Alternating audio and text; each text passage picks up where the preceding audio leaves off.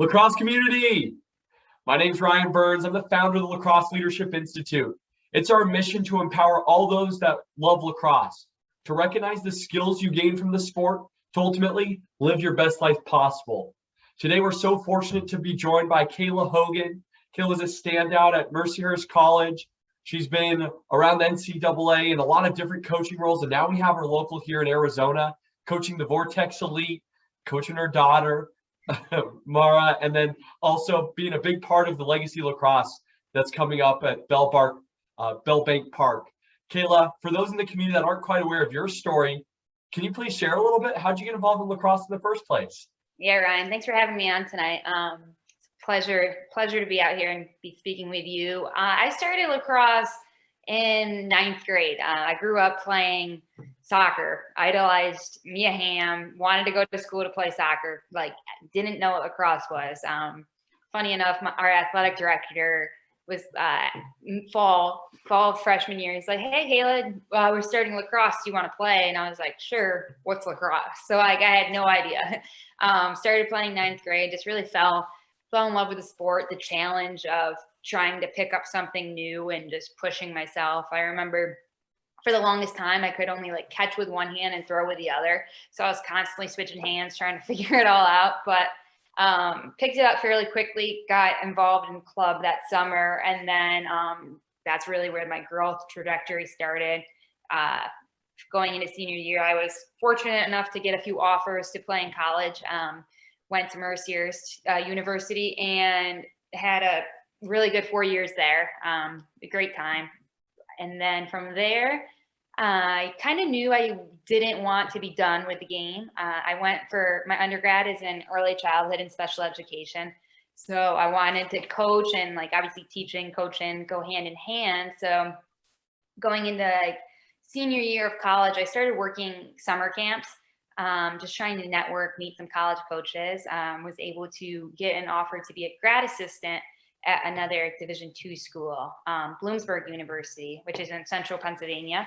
So I went there, was coaching, and was able to get my master's in student affairs and higher education.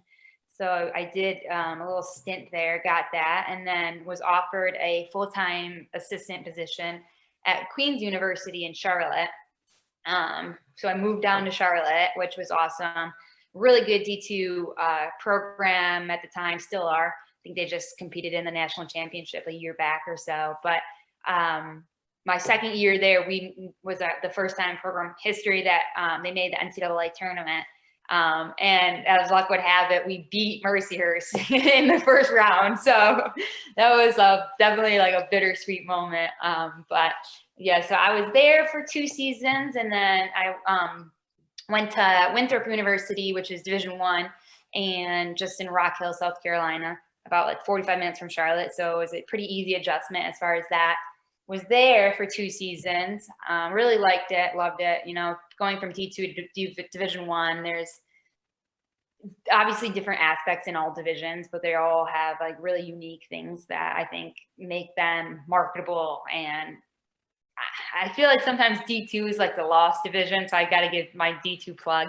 But so I was at Winthrop for 2 years, and then my, at the time, boyfriend, now husband, he was coaching football at Cornell University, and we had been doing the long distance for a while. So the job at Ithaca College opened up, and they're a stone's throw away from each other. And you know that when you're in college coaching and 2 different sports, trying to get close to each other can be kind of difficult. So I applied to Ithaca, ended up getting that job, moving back. We got engaged, married, all of that. And I was there for a couple of seasons. And honestly, that might've been one of my most favorite spots, which I wasn't necessarily expecting. I didn't know what to expect. Division III, you hear that it might not be as challenging, I guess, or not as much fall ball, blah, blah. But yeah, I loved it. Team was great.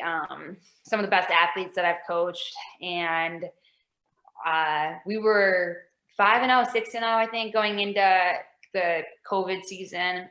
I had just beaten 4 top 20 teams before our season got short. We were actually on the plane back from Colorado from our spring break trip when everything started just shutting down.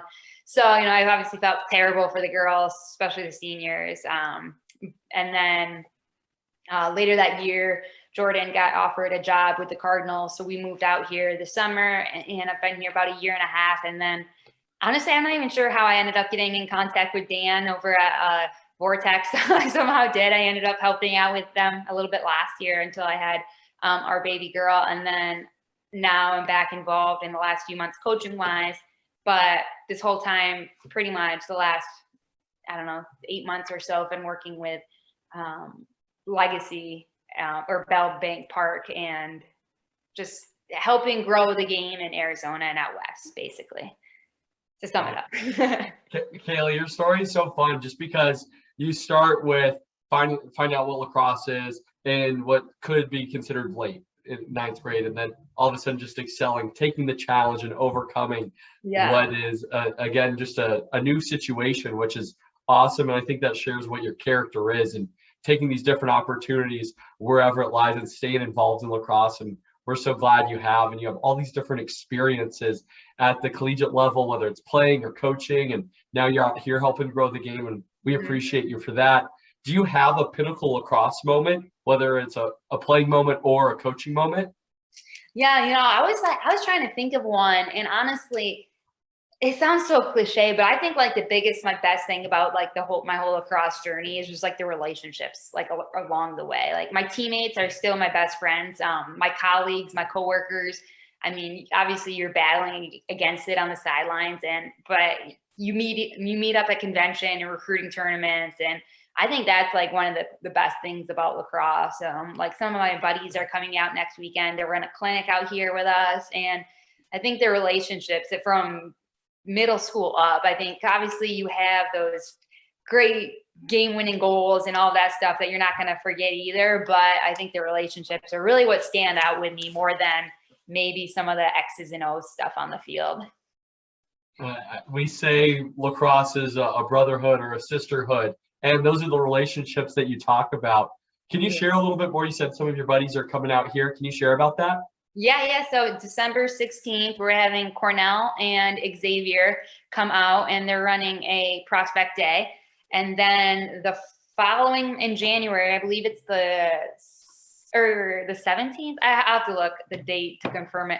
But we're having Radford, my friend who's the head coach at Radford, and my friend who's the assistant at Michigan are coming out to do prospect days on that date as well.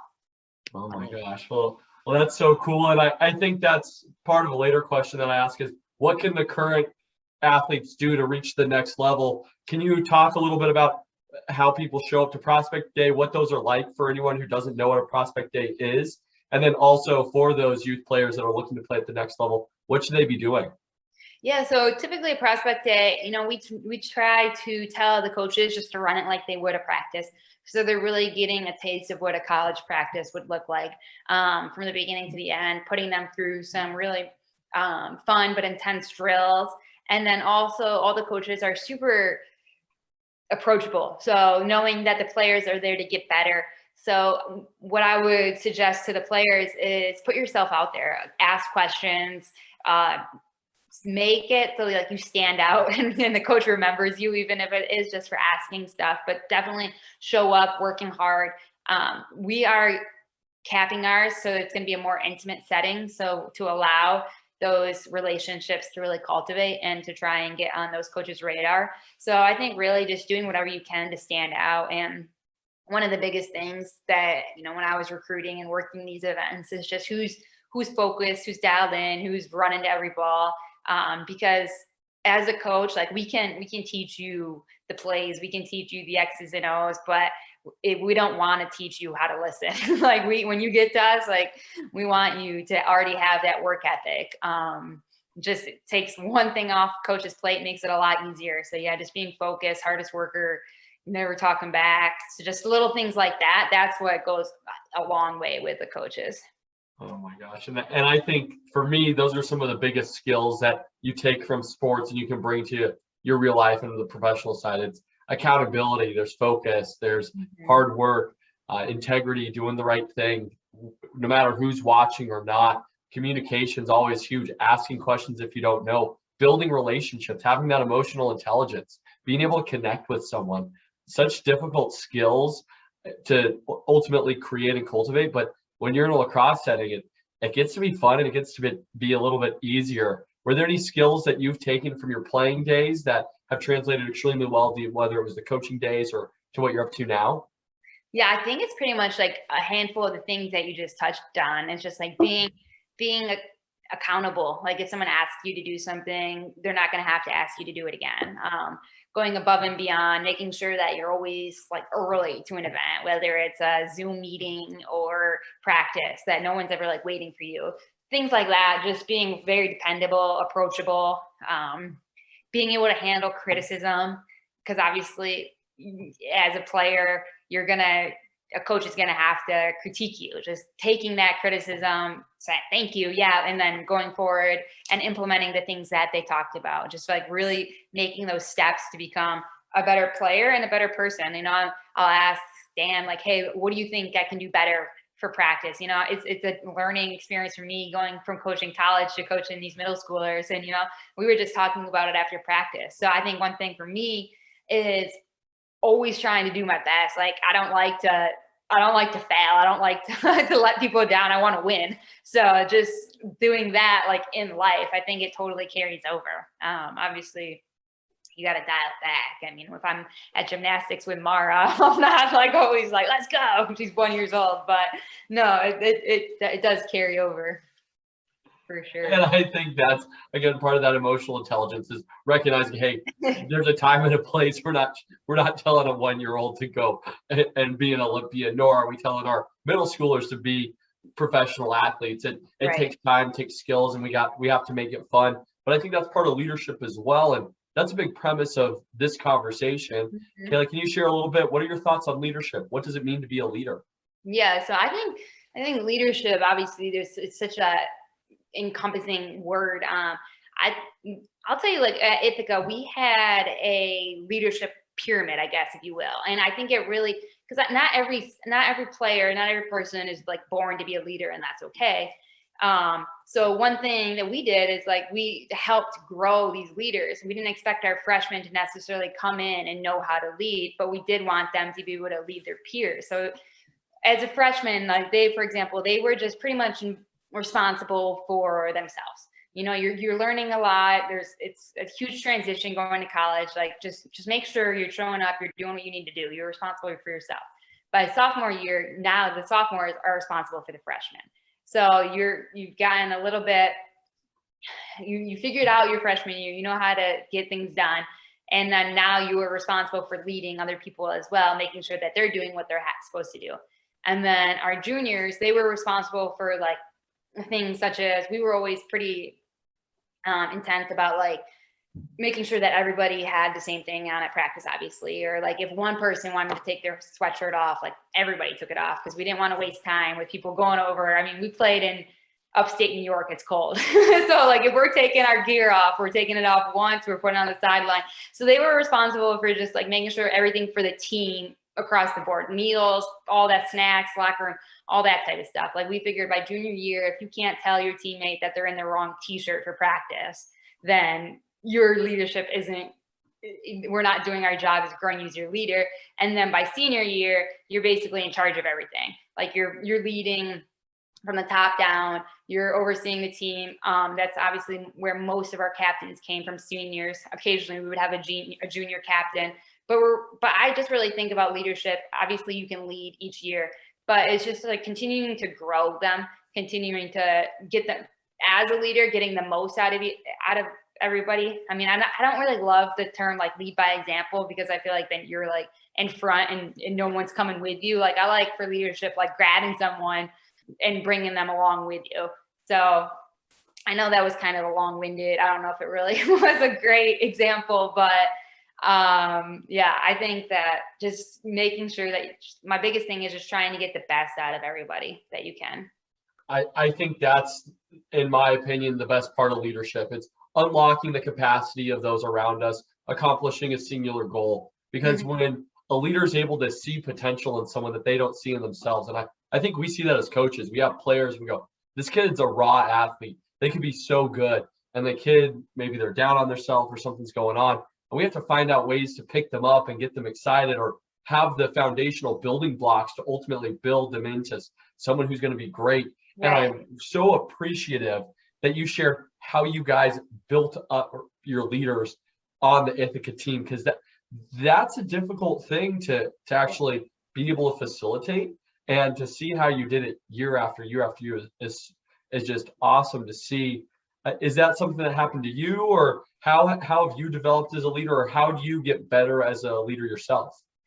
Yeah, I think that now getting better as a leader is just who I'm pairing myself with, like who I'm trying to model myself after. Obviously, right now, within like Vortex and stuff, just seeing how other people handle themselves, like in meetings, and just, it's a little bit of a different role that I'm in right now. It's not just all coaching on the other side. So just really, I guess I'm just observing a lot right now to see how and then just like following up with questions and just saying like, what would you do in this situation? So just getting like feedback and stuff like that to continue to grow. And then just, also putting myself in uncomfortable situations to have to like figure things out. Cause I think ultimately that makes you a better leader, stronger person as well. Oh my gosh, two huge things there. Put yourself in uncomfortable situations. It's so critical for us to be comfortable being uncomfortable, because if we stay in that comfortable state, we're not going to get better. And that's why I love to say fail fast, fail full speed. So just run as fast as you can. If you miss a pass, so be it. You're running full speed. You're going to get close to the next time, the next time, the next time. Yeah, exactly. Translate it to the workplace. You're going to fail the first time, your first job, the first day. You may fall the second day, third day, but you get better. You learn from that. And then all of a sudden, rather than taking a year to get to a place where you're able to work and be efficient, maybe you cut that down to 3 months. And all of a sudden you have such a big head start on so many others. And that's what I experienced. And I thank Lacrosse for that. The other thing though that you talked about is asking others what they would do in those situations, and having mentors and being able to observe and learn from those individuals. For our youth kids right now, what questions do you think they should be asking, or what should they be observing or asking to gain that perspective?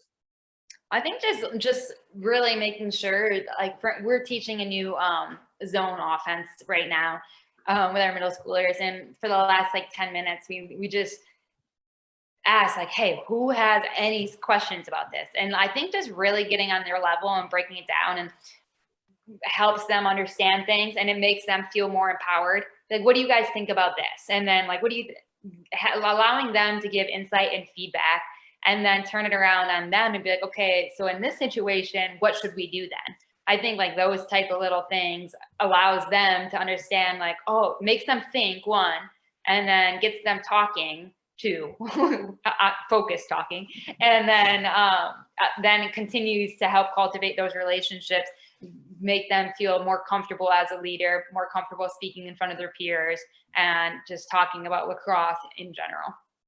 Oh, Kayla, I'm so glad to hear all that you're doing to build up the next generation of lacrosse players, and more importantly, next generation of leaders.